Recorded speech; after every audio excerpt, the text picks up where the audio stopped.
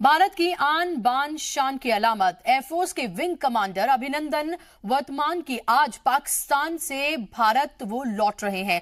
पूरा मुल्क अपने सपूत के इस्तकबाल के इंतजार में है।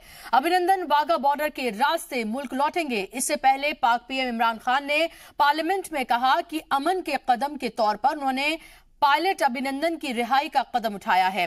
इससे पहले पाकिस्तान के वजीर खारजा शाह महमूद कुरैशी ने भारत से बातचीत की शर्तों के साथ अभिनंदन की रिहाई की बात कही थी, लेकिन जराये के मुताबिक हिंदुस्तान ने कहा कि पायलट की वापसी को लेकर कोई डील नहीं होगी। इससे पहले हिंदुस्तानी वजारत खारजा ने पाकिस्तान को सख्त वार्निंग देते हुए कहा था कि विंग कमांडर अभिनंदन को कोई नुकसान हुआ तो हिंदुस्तान बड़ी कार्रवाई करेगा।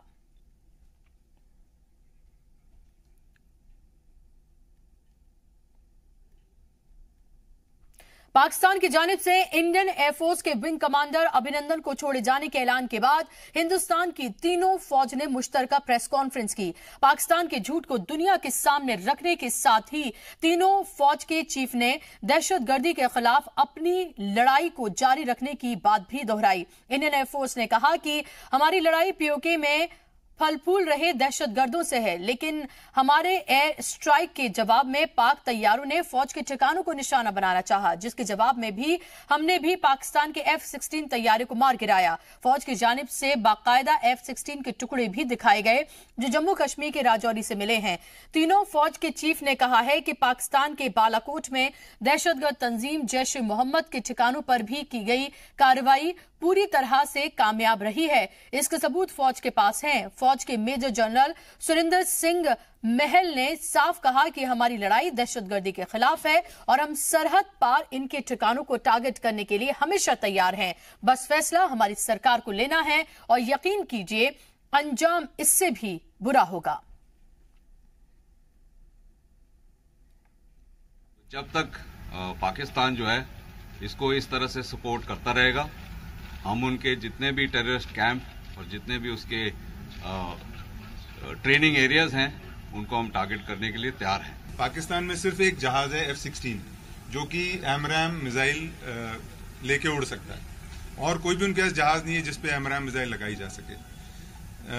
ये कि वो उस मिसाइल के टुकड़े राजौरी के ईस्ट में इंडियन टेरिटरी में पाए गए हैं, इसका मतलब है कि उन्होंने F-16 का यूज किया है। We stand as one with the Army and Air Force to ensure the safety and security of our nation and our citizens.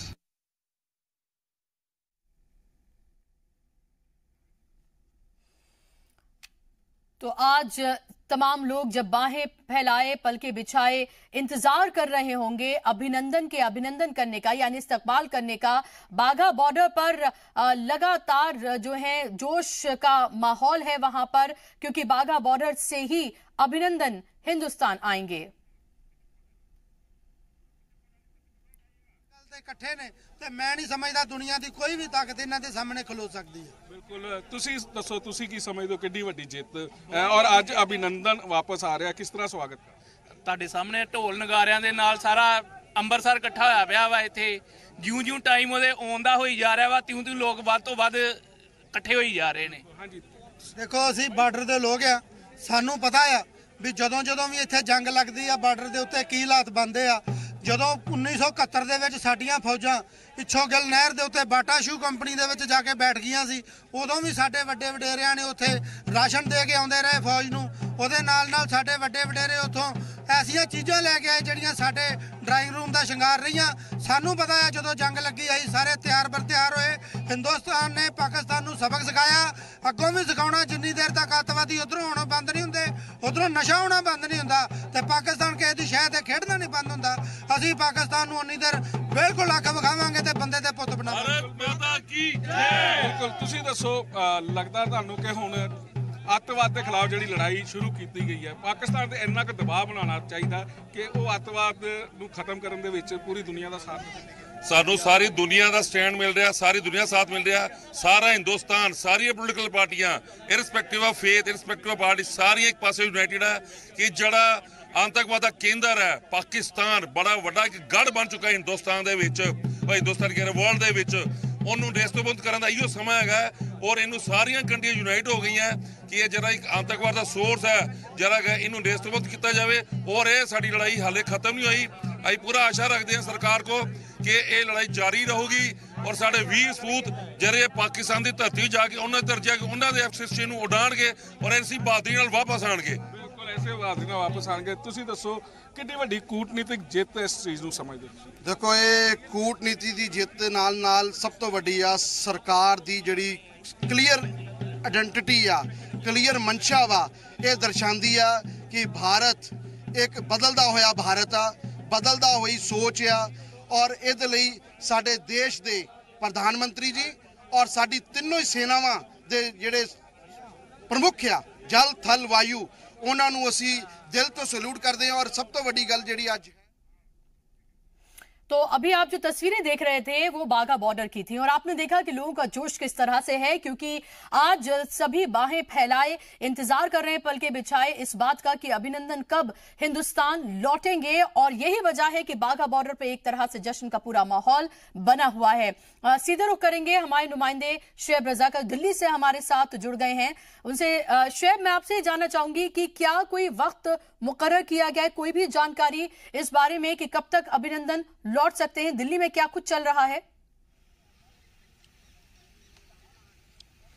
बिल्कुल बुशरा, देखिए क्योंकि जो पाकिस्तान में भारत के जो राजदूत है या दूतावास है उनकी तरफ से तमाम जो डॉक्यूमेंट्स है उनको मुकम्मल कर लिया गया है और ये उम्मीद लगाई जा रही है कि 3 से 4 बजे के दरमियान जो बाघा बॉर्डर है वो क्रॉस करेंगे, यानी कि हिंदुस्तान में आएंगे जो अभिनंदन है। इसके साथ साथ कल रात ही तकरीबन 1:30 बजे के करीब दिल्ली एयरपोर्ट पर अभिनंदन के जो वालिदैन हैं वो पहुंचे थे और उनका बहुत शानदार तरीके से यहाँ पर लोगों ने इस्तकबाल किया था। रात के तकरीबन 1:30 से 2 बजे की जो तस्वीरें अभी वायरल भी हो रही है और जो अलग अलग मीडिया में जो खबरें हैं उसके हिसाब से देखकर लग रहा है कि किस तरह से जो हिंदुस्तान के जो लोग हैं वो अपने पायलट अभिनंदन के इस्तकबाल के लिए तैयार है, पलके बिछाए बैठे हैं। ये तमाम जो चीजें हैं वो दिखाता है कि किस तरह से जो हमारे देश के वीर बहादुर सैनिक है उनकी जो कद्र है वो भारत के लोगों के दिलों में है। और जहां तक पायलट अभिनंदन का मामला है उसको लेकर जो पाकिस्तानी मीडिया है उसमें भी जो अलग अलग जो रिपोर्ट छपी है कि किस तरह से वो जब वहां पर पहुंचे पैराशूट हवा तेज बहाव था हवा का और उसके साथ साथ वो पीओके में जब पहुंचे तो उन्होंने पूछा जिन लोगों ने पकड़ा कि मैं ये कौन कहाँ हूं, तो उन लोगों ने इंडिया बताया और किस तरह से उन्होंने फिर भारत माता की जय और तमाम चीजें उसके बाद जो भी हुई तो वो ये दिखाता है कि कहीं ना कहीं जो साहस या फिर हिम्मत का जो परिचय दिया एक तरीके से अभिनंदन ने वो उन तमाम चीजों में नजर आया। अब बड़ी बात यह है बुशरा कि भारत की तरफ से जिस तरह का रद्द-ए-अमल कल से हम देख रहे हैं कि आया है, तो अभी सीधे तौर पर यह नहीं कहा जा सकता कि अभिनंदन की वापसी के बाद भारत क्या करने वाला है।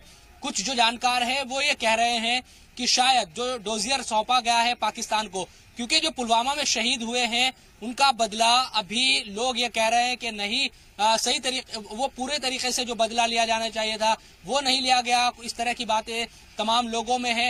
हालांकि भारत ने एयर स्ट्राइक जरूर की और पाकिस्तान ने उसके बाद ये जरूर कहा कि वो अमन चाहता है, तमाम चीजें, लेकिन जो भारत का रद्द-ए-अमल आगे होगा कि क्या वो जो डोजियर सौंपा गया है अब इंतजार करेगा कि पाकिस्तान उसी के जो पाकिस्तान के वजीर खारजा हैं शाह महमूद कुरैशी, उन्होंने एक इंटरनेशनल चैनल को इंटरव्यू दिया है जिसमें उन्होंने सीधे तौर पर, हमें तो इस बात का कोई सबूत चाहिए ही नहीं था, सारी दुनिया को ही पता है, लेकिन वहां उन्होंने ये एक्सेप्ट किया है कि मसूद अजहर पाकिस्तान में मौजूद है, उसकी हालत बहुत खराब है और वो घर में कैद है और कोर्ट ऑफ लॉ में अगर हिंदुस्तान इस तरह के सबूत देता है तो आगे कार्रवाई की जाएगी। तो पहली बार इस तरह से एक्सेप्ट किया है पाकिस्तान ने और अभी भी वो सबूत की बात कर रहा है। देखिए, जब कंधार कांड हुआ था बुशरा, आपको याद होगा, और मसूद अजहर को छोड़ा गया था भारत के जरिए, उस वक्त ट्रैप किया गया था। उसके बाद क्या दरअसल ये जो आतंकवादी है वो जा कहाँ रहे हैं, तो उसी वक्त हिंदुस्तान ने ये कहा था कि पाकिस्तान गए हैं और उसके बाद हमने किस तरह से झेला है, चाहे उरी हो, पठानकोट हो, उसके अलावा भी जो कश्मीर में दहशतगर्दी है वो तमाम चीजें हुई है। तो भारत तो लगातार कहता रहा है कि अजहर मसूद पाकिस्तान में है, हाफिज सईद पाकिस्तान में है, वो टेरर कैंप वहां पर चलाते हैं, ये तमाम चीजें भारत कहता रहा है। लेकिन बार बार चाहे दाऊद इब्राहिम की बात भी हो, भारत दाऊद इब्राहिम को लेकर भी ये कहता रहा है कि वो पाकिस्तान में है, उसके सबूत भी सौंपे गए हैं, लेकिन पाकिस्तान इन तमाम चीजों से हमेशा इनकार करता रहा है। लेकिन चूंकि आज ही वो पाकिस्तानी मीडिया में भी चल रहा है और हम हमारी जो चैनल से अलग अलग वो भी चला रहे हैं कि जो महमूद कुरैशी का जो बयान है कि वो बीमार है अजहर मसूद और भारत अगर सबूत देता है तो एक्शन होगा। तो भारत ने तो तमाम सबूत दिए हैं, अभी भी परसों जो सबूत सौंपे गए हैं उसको पाकिस्तान ने माना भी है कि उनको सबूत मिल गए हैं, वो उसको देख रहे हैं। तो क्या अब अभिनंदन की वापसी के बाद जो एक माहौल बना था, क्या ये खत्म होगा या फिर भारत अब इंतजार करेगा कि दरअसल पाकिस्तान ही कोई एक्शन ले या फिर अलग कुछ रिएक्शन होने वाला है भारत की तरफ से? तो यकीनन अभिनंदन की वापसी के बाद ही ये तमाम चीजें शायद तय हो पाएगी।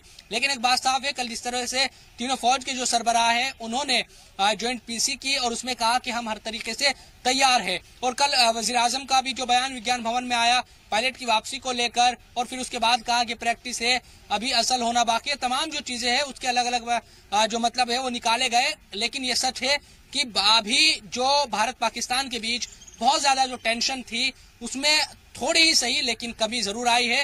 और इसमें ये भी कहा जा रहा है कि कल जो यूएई के क्राउन प्रिंस हैं उन्होंने बात की पीएम मोदी से भी, इमरान खान से भी, कल रूस के राष्ट्रपति ने भी पीएम मोदी से बात की। आज सुषमा स्वराज पहुंची है अबू धाबी ओआईसी के का जो सम्मेलन है उसमें शिरकत करने के लिए। तो ये जो तमाम चीजें चल रही है कूटनीतिक तौर पर भी, तो भारत कहीं ना कहीं पाकिस्तान पर बहुत ज्यादा दबाव बनाए हुए हैं और ये हो सकता है कि भारत कुछ मोहलत दे पाकिस्तान को कि आप एक्शन करके दिखाइए। अगर हम मुतमईन नहीं होते तो फिर हम अपने तरीके से आगे कदम उठाएंगे। जी, जाहिर सी बात है। और आज जो है वो इंतजार सिर्फ अभिनंदन का हो रहा है और सब उनका अभिनंदन करने के लिए, इस्तकबाल करने के लिए इंतजार कर रहे हैं। 3 से 4 बजे का वक्त हो सकता है कि इस वक्त वो हिंदुस्तान की सरजमी पर कदम रखें, जिसका इंतजार सबको रहेगा। और उसके बाद ये देखना होगा कि फिर हिंदुस्तानी हुकूमत किस तरह से रिएक्ट करती है, क्योंकि कई तरह के इंडिकेशंस दिए जा चुके हैं। बहुत बहुत शुक्रिया शुएब आपका तमाम जानकारी के लिए।